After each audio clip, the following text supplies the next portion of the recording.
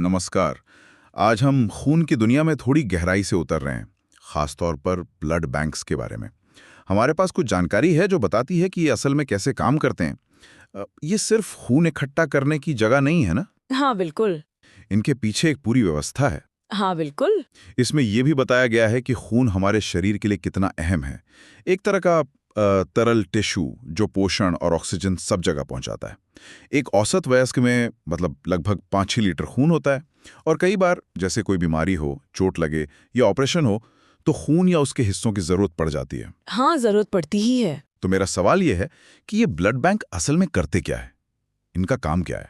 सिर्फ खून लेना और देना ही तो नहीं होगा शायद। नहीं नहीं, बिल्कुल नहीं। इनका मुख्य काम सिर्फ खून जमा करना या देना नहीं है, बल्कि ये सुनिश्चित करना है कि सही खून सही रूप में, मतलब उसके जरूरी घटक जैसे प्लाज्मा या प्लेटलेट्स, वो सही समय पर मरीज तक सुरक्षित तरीके से पहुंचे। अच्छा। और हाँ, जैसा आपने कहा, जानकारी में कुछ खास बातों पर जोर दिया गया है, जैसे खून जमा करने की सही सुविधाएं हों, डोनर्स को पूरी जानकारी मिले खून की, बेहतरीन टेस्टिंग हो, और फिर उसका सही संरक्षण, सही इस्तेमाल, प्रक्रियाएं सुरक्षित हो, और सबसे जरूरी, लोग अपनी मर्जी से खून दें, स्वैच्छिक दान।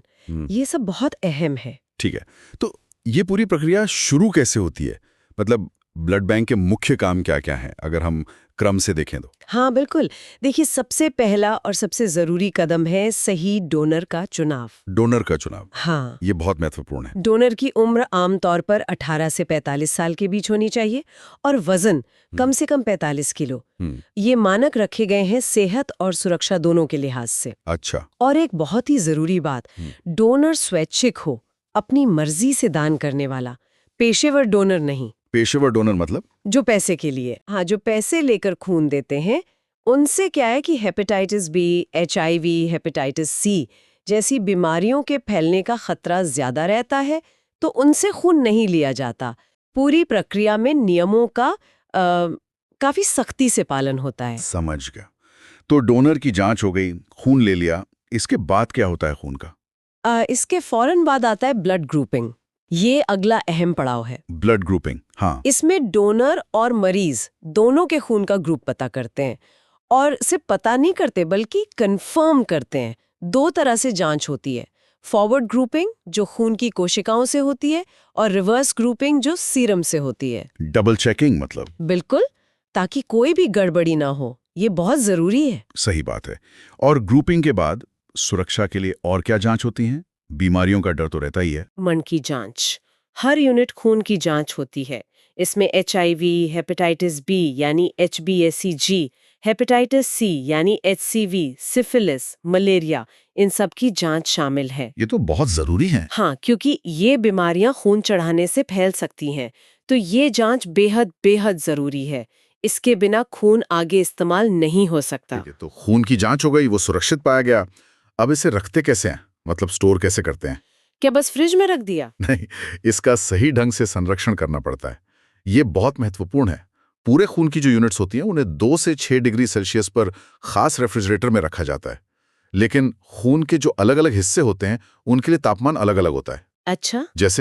जैसे प्लाज्मा और क्रायोप्रेसिपिटेट, इनको -30 डिग्री सेल्सियस या उससे भी कम तापमान पर डीप फ्रीजर में रखते हैं। और प्लेटलेट्स, उन्हें कमरे के तापमान पर एक खास मशीन होती है, रोटेटर, उस पर धीरे धीरे हिलाते हुए रखा जाता है, हिलाते हुए। ताकि वो खराब ना हो। हाँ, ताकि वो जम ना जाएं और काम के लायक रहें। और हाँ, अगर कोई यूनिट जांच में असुरक्षित मिलती है तो उसे बायोमेडिकल वेस्ट नियमों के हिसाब से नष्ट कर दिया जाता है, पूरी सावधानी से। ये तो काफी व्यवस्थित प्रक्रिया है। अच्छा, इसमें घटक तैयार करने की बात भी थी, उसका क्या मतलब है? हाँ, ये आजकल बहुत आम है। जो खून जांच में पास हो जाता है, टेस्टेड बैग जिसे कहते हैं, उससे फिर उसके अलग-अलग हिस्से या घटक तैयार किए जाते हैं। जैसे अगर डबल बैग सिस्टम है तो उससे पैक्ड रेड सेल्स RBCs और फ्रेश फ्रोजन प्लाज्मा FFP बन सकते हैं। और अगर ट्रिपल बैग है तो उससे प्लेटलेट्स, RBCs और FFP तीनों तैयार हो सकते हैं। अच्छा, तो एक ही डोनेशन से कई जरूरतें पूरी हो सकती हैं। बिल्कुल, यही इसका फायदा है। एक दान कई मरीजों के काम आ सकता है, जिन्हें अलग अलग घटकों की जरूरत हो। कमाल है। और ये सब इतना सही तरीके से चले, इसके लिए क्वालिटी कंट्रोल और रिकॉर्ड मेंटेनेंस भी तो जरूरी होगा। स्टाफ की ट्रेनिंग भी, सबकी लगातार निगरानी होती है। इससे ये पक्का होता है कि हर कदम पर गुणवत्ता बनी रहे, कोई चूक ना हो। और रिकॉर्ड रखना भी उतना ही अहम है। हर डोनर की पूरी जानकारी, खून की हर यूनिट का मास्टर रिकॉर्ड, कब लिया, ग्रुप क्या है, जांच के नतीजे क्या थे, कब तक इस्तेमाल हो सकता है, फिर किसे खून दिया गया, उसका रजिस्टर, सप्लाई का हिसाब, यहाँ तक कि इस्तेमाल हुए बैग का भी ब्यौरा रखा जाता है। बाप रे, काफी डिटेल्ड काम है ये तो। हाँ, ये भविष्य में किसी भी जरूरत या जांच के लिए बहुत जरूरी है। आखिर में इतना सब कुछ करने के लिए किस तरह के स्टाफ की जरूरत होती होगी? मतलब कौन लोग होते हैं इस टीम में? देखिए, इसके लिए एक पूरी प्रशिक्षित और अनुभवी टीम चाहिए होती है। इसमें ट्रेन्ड तकनीशियन होते हैं, अनुभवी नर्सें होती हैं जिन्हें ब्लड कलेक्शन और बैंकिंग का अनुभव हो, जूनियर डॉक्टर होते हैं, और फिर विशेषज्ञ मेडिकल ऑफिसर होते हैं जो ट्रांसफ्यूजन मेडिसिन या पैथोलॉजी में एमडी होते हैं, असिस्टेंट मेडिकल ऑफिसर भी होते हैं। सबकी मिलीजुली विशेषज्ञता से ही ये काम सुरक्षित और प्रभावी ढंग से हो पाता है। तो कुल मिलाकर ब्लड बैंक ये सिर्फ खून जमा करने की एक बिल्डिंग नहीं है, बल्कि एक बहुत ही व्यवस्थित, वैज्ञानिक और जिम्मेदार संस्था है, जहां डोनर चुनने से लेकर मरीज तक खून पहुंचाने तक हर छोटे बड़े कदम पर बारीकी से ध्यान दिया जाता है। सुरक्षा और सटीकता सबसे ऊपर है। ये वाकई जीवन बचाने वाला एक जटिल सिस्टम है। बिल्कुल सही कहा।